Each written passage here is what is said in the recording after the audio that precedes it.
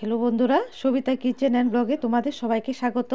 আজ দেখাবো চিতল পিঠা। দেখো চালে গুঁড়া নিয়েছি, কিভাবে 2-3 দিন পর্যন্ত খুব নরম থাকে এর টিপস সহ বলে দেব। প্রথমে আমি অল্প পরিমাণ জল নিয়ে নিলাম। গ্যাসটা আমি ধুয়ে দিয়েছি, অল্প জল নিয়েছি। এখন আমি এক হাতা নেব। বাচ্চাদের জন্য যেভাবে খাবার তৈরি করে এইভাবে করে নেব। অল্প গুঁড়ো দিয়ে করব, একটু যাতে মাখা মাখা হয়ে যায়।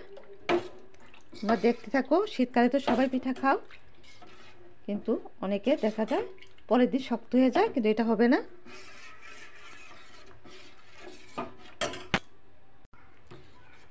অনবরত নাড়িয়ে নিতে হবে, না হলে দলা পেকে যাবে।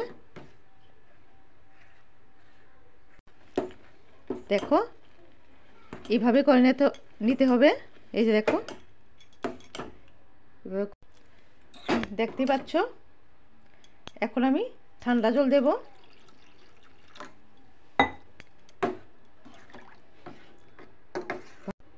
দেখো কিছুটা পরিমাণ নুন দিয়ে দিলাম। এখন আমি চালে গুঁড়া দিয়ে দেব। কম বেশি তোমরা বাড়িয়ে বা কমিয়ে নিতে পারো। এখন আমি ভালোভাবে এটা মেখে নেব। হাত দিয়েও মাখতে পারো।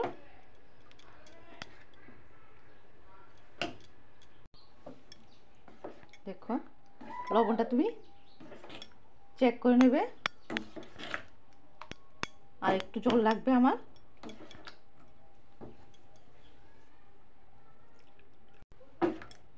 দেখেছ ঘনত্বটা এইভাবে রাখবে, তাহলে পারফেক্ট চিতল পিঠা হবে। দেখো একটা পাতিল বসিয়ে দিলাম, নতুন যেহেতু তেল দিয়ে দেব। দেখো তেল দিয়ে দিয়েছি। আমি ভালো একটা ন্যাকড়া দিয়ে সব জায়গায় ছড়িয়ে দেব। দেখো ভালোভাবে গরম হয়ে গেছে। এখন আমি এক হাতা ব্যাটার দিয়ে দেব।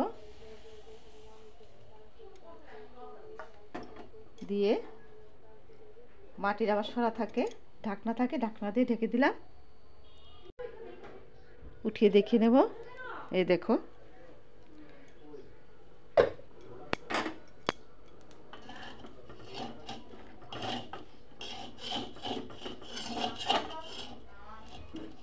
ধরে নিতে হবে। দেখো একদম নরম ফুলে গেছে।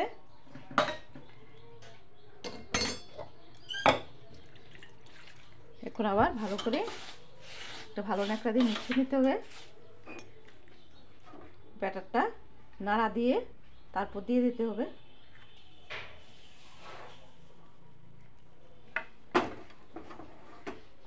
ঢেকে দিলাম। উঠে দেখে নেব। দেখো দেখো একদম এটা খুব সুন্দর ফুলেছে।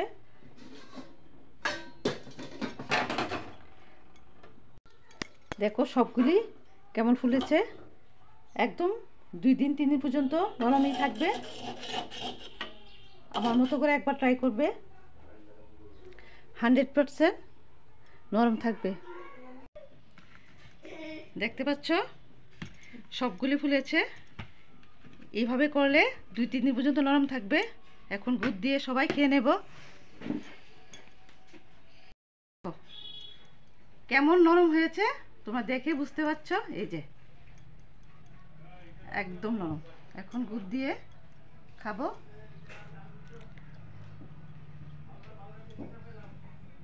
পিঠাগুলি যদি ভালো লেগে থাকে তাহলে লাইক করবে, শেয়ার করবে, সাবস্ক্রাইব করে দেবে। আজকের জন্য এতটুকু। পরে দেখা হবে অন্য একটু ভিডিও নিয়ে।